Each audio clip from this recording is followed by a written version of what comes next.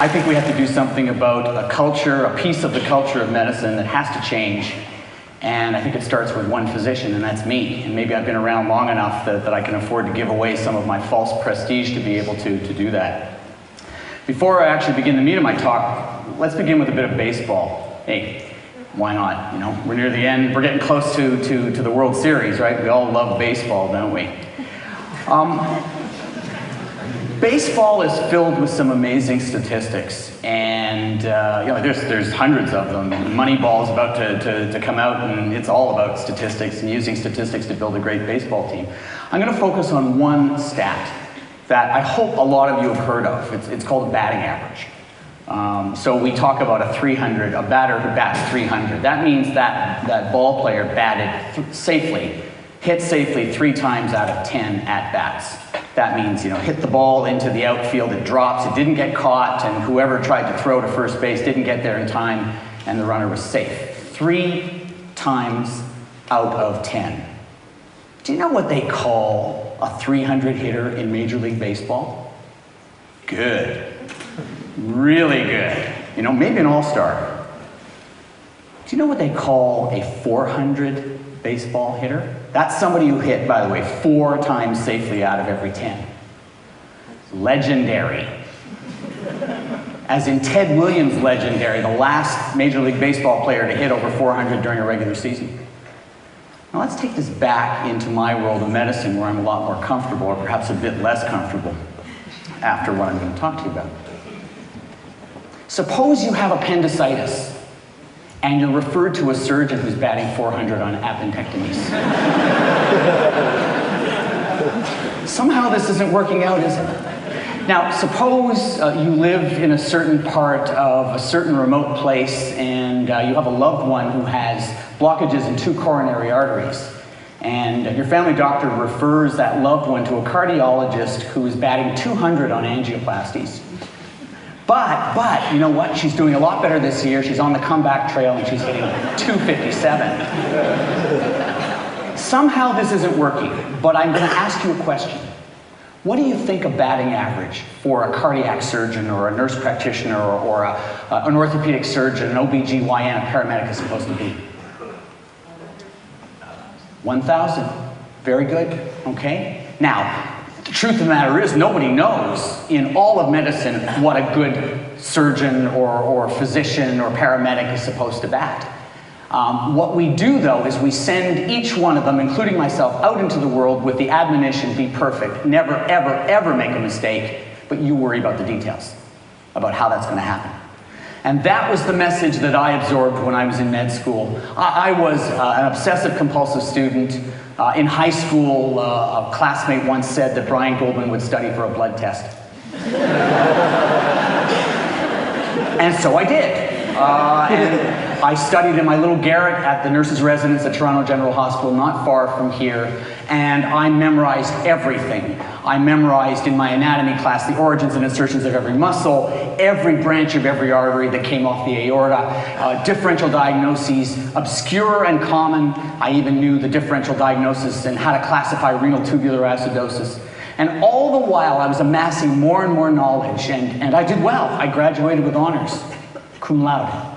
And I came out of medical school with the impression that if I memorized everything and knew everything, or as much as possible, as close to everything as possible, that it would immunize me against making mistakes. And it worked for a while, until I met Mrs. Drucker. I was a resident at a teaching hospital here in Toronto when Mrs. Drucker was brought to the emergency department at the hospital where I was working. At the time, I was assigned to the cardiology service on a cardiology rotation.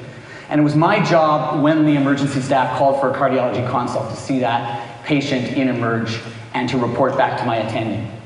And I saw Mrs. Drucker, and she was breathless, and when I listened to her, she was making a wheezy sound, and when I listened to her chest with a stethoscope, I could hear crackly sounds on both sides that told me that she was in congestive heart failure.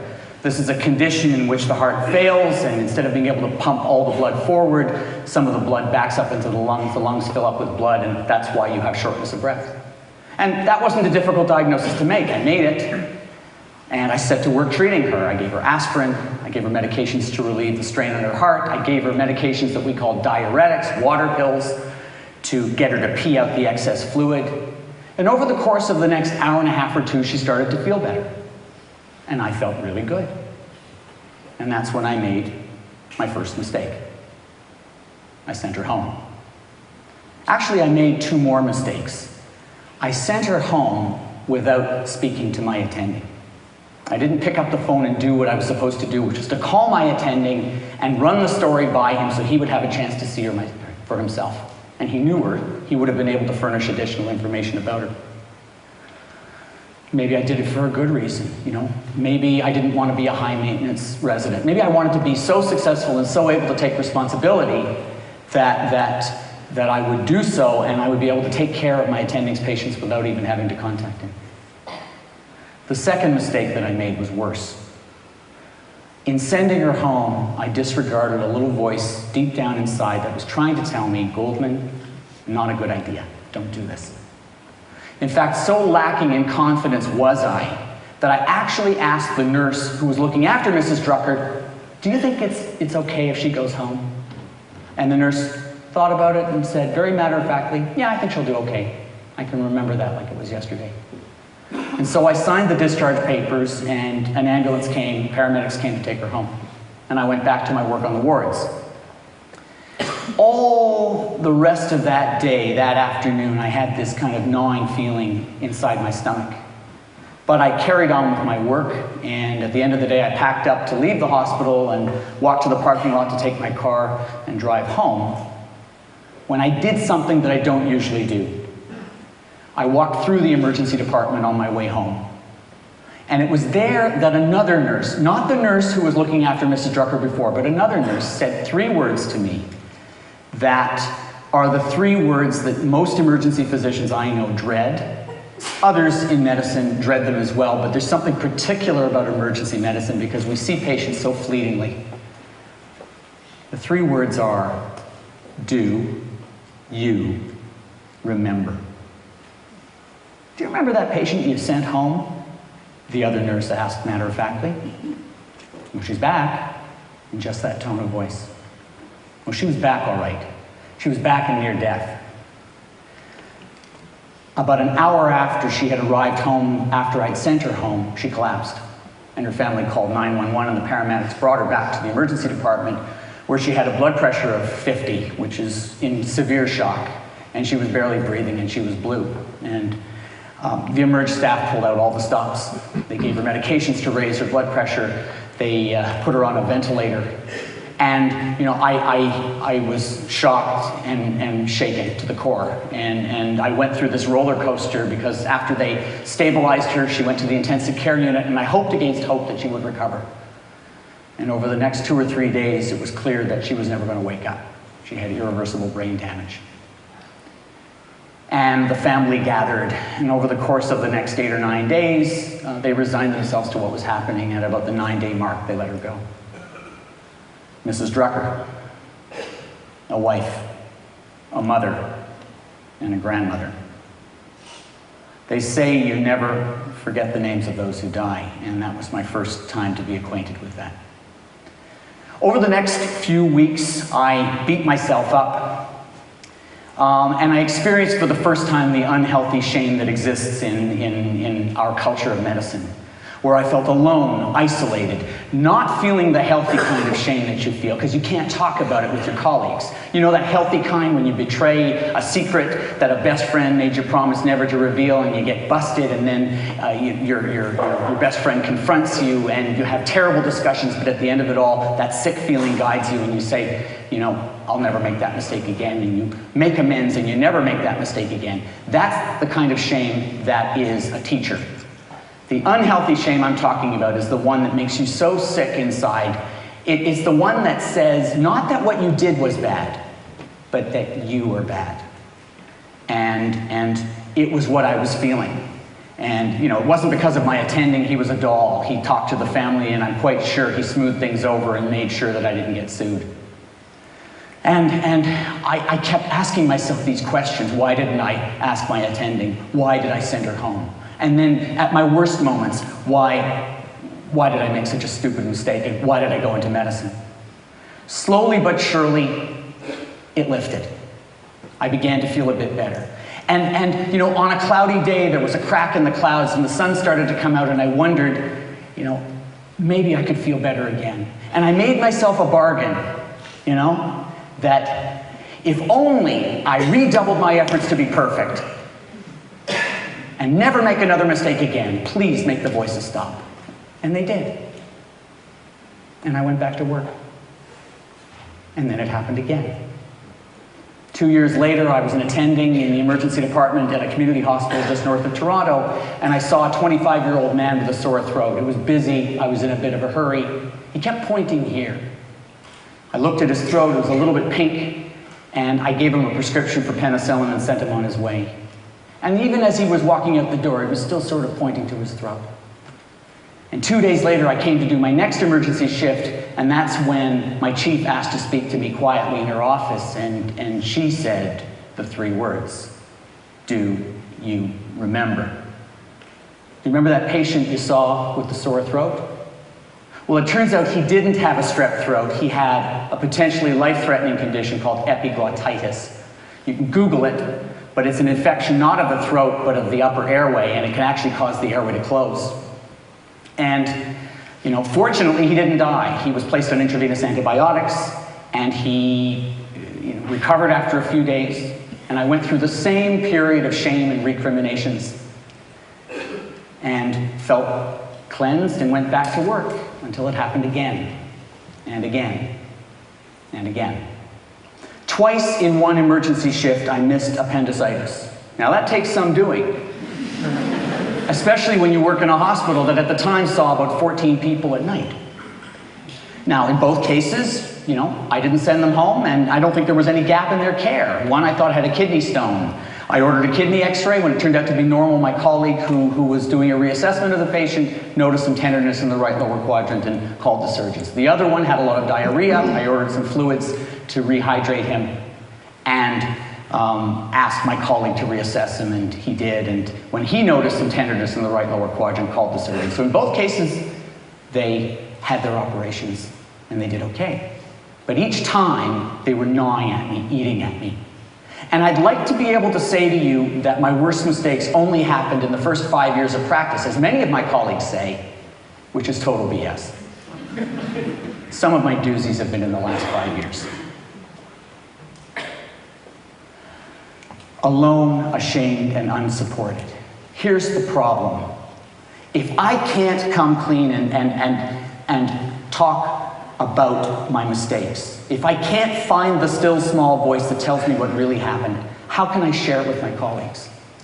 How can I teach them about what I did so that they don't do the same thing?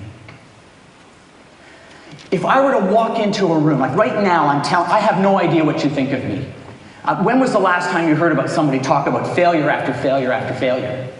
Oh yeah, you go to a cocktail party and you might hear about some other doctor, but you're not going to hear somebody talking about their own mistakes. If I were to walk into a room filled with my colleagues and ask for their support right now and start to tell what I've just told you right now, I probably wouldn't get through 2 of those stories before they would start to get really uncomfortable. Somebody would crack a joke, they'd change the subject, and we would move on. And in fact, if I knew, and my colleagues knew, that one of my orthopedic colleagues took off the wrong leg in my hospital, believe me, I'd have trouble making eye contact with that person. That's the system that we have. It's a complete denial of mistakes. It's a system in which there are 2 kinds of physicians. Those who make mistakes and those who don't. Those who can't handle sleep deprivation and those who can. Those who have lousy outcomes, and those who have great outcomes. And it's almost like an immunological reaction, like the antibodies begin to attack that person. And we have this idea that if we drive the people who make mistakes out of medicine, what will we be left with but a safe system? But there are 2 problems with that. In my 20 years or so of medical broadcasting and journalism, I've made a personal study of medical malpractice and medical errors to learn everything I can, from one of the first articles I wrote for the Toronto Star to my show White Coat, Black Art. And what I've learned is that errors are absolutely ubiquitous. We work in a system where errors happen every day, where 1 in 10 medications are either the wrong medication given in hospital or at the wrong dosage, where hospital-acquired infections are getting more and more numerous, causing havoc and death. In this country, as many as 24,000 Canadians die of preventable medical errors. In the United States, the Institute of Medicine pegged it at 100,000. In both cases, these are gross underestimates, because we really aren't ferreting out the problem as we should. And here's the thing. In a hospital system where medical knowledge is doubling every 2 or 3 years, we can't keep up with it. Sleep deprivation is absolutely pervasive. We can't get rid of it. We have our cognitive biases, so that I can take a perfect history on a patient with chest pain, now take the same patient with chest pain, make them moist and garrulous and put a little bit of alcohol in their breath, and suddenly my history is laced with contempt. I don't take the same history. I'm not a robot. I don't do things the same way each time, and my patients aren't cars. They don't tell me their symptoms in the same way each time. Given all of that, mistakes are inevitable. So if you take the system as I was taught and weed out all the error-prone health professionals, well, there won't be anybody left. And you know that business about people not wanting to talk about their worst cases? On my show, on White Coat, Black Art, I made it a habit of saying, here's my worst mistake, I would say to everybody from paramedics to the chief of cardiac surgery. Here's my worst mistake, blah, blah, blah, blah, blah. What about yours? And I would point the microphone towards them. And their pupils would dilate and they would recoil. Then they would look down and swallow hard and start to tell me their stories. They want to tell their stories. They want to share their stories. They want to be able to say, look, don't make the same mistake I did. What they need is an environment to be able to do that. What they need is a redefined medical culture. And it starts with one physician at a time. The redefined physician is human, knows she's human, accepts it, isn't proud of making mistakes, but strives to learn one thing from what happened that she can teach to somebody else. She shares her experience with others. She's supportive when other people talk about their mistakes. And she points out other people's mistakes, not in a gotcha way, but in a loving, supportive way, so that everybody can benefit. And she works in a culture of medicine that acknowledges that human beings run the system, and when human beings run the system, they will make mistakes from time to time. So the system is evolving to create backups that make it easier to detect those mistakes that humans inevitably make, and also fosters in a loving, supportive way places where everybody who is observing in the healthcare system can actually point out things that could be potential mistakes and is rewarded for doing so, and especially people like me, when we do make mistakes, we're rewarded for coming clean. My name is Brian Goldman. I am a redefined physician. I'm human. I make mistakes. I'm sorry about that. But I strive to learn one thing that I can pass on to other people. I still don't know what you think of me, but I can live with that. And let me close with 3 words of my own. I do remember.